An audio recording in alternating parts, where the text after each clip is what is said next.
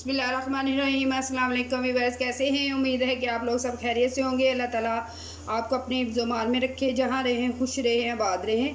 आज जो रेसिपी हम आपके साथ शेयर करने वाले हैं, आज हम बहुत ही यमी सी रेसिपी आपके साथ शेयर करेंगे।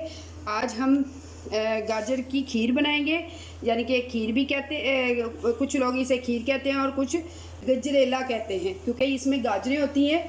इसमें ज़्यादा चीज़ें नहीं जाएंगी क्योंकि ये गजरेला है। तो खीर में काफ़ी नट्स वगैरह हम डालते हैं, तो गजरेले में इतनी चीज़ें नहीं जाती। तो अपनी रेसिपी शुरू करते हैं। तकरीबन मैंने 4 किलो दूध ले लिया था। इसे तकरीबन 4 बॉयल आए हैं आपके सामने, ये देखें। तो अब हम इसमें चावल डालेंगे। चावल ये देखें, मैंने साबुत वाले लिए हैं, ये देखें। तो इनको मैंने 1 घंटे के लिए भिगो दिया था। अब हाथों से मसल के अच्छी तरह तो हम इसमें डाल देंगे।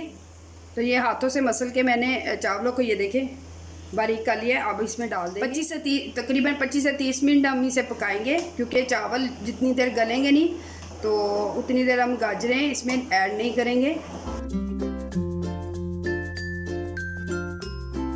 हमने खीर में चावल डाल दिए, तो उतनी देर हम ये अपने जो गाजरें इनको भून लेते हैं। मैंने 2 चम्मच घी के लिए गाजरें इसमें डाली हैं। हम गाजरें भून के डालेंगे।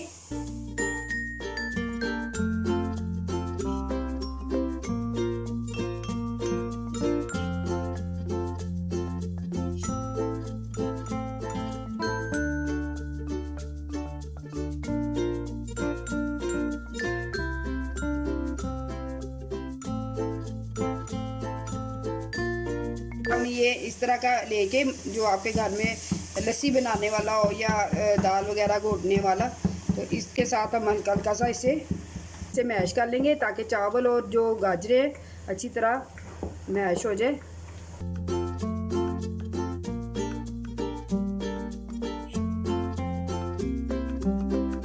चीनी आप अपने टेस्ट के मुताबिक डाल ली। मैं ये 1.5 कप डाल रही हूँ। जो चीनी डाली है ना, उसका पानी खुश्क करना है।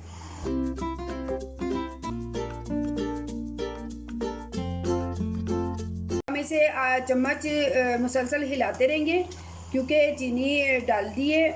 खीर भी हमारी काफ़ी थिक होगी हुई है, तो ये नीचे लगने का खदशा होगा। तो आप इसे आहिस्ता आहिस्ता इसे हिलाते जाएं।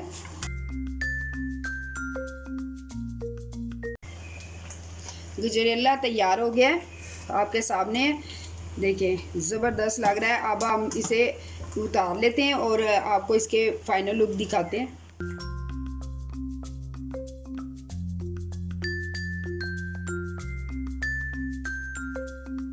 अल्हम्दुलिल्लाह हमारी रेसिपी आपके सामने तैयार है। वो देखने में ज़बरदस्त लग रही, खाने में उससे भी मज़ेदार और यमी सी रेसिपी बनी है। आप इसे घर पे ज़रूर ट्राई कीजिएगा। मौसम सरमा का लुत्फ़ दुबाला कीजिएगा।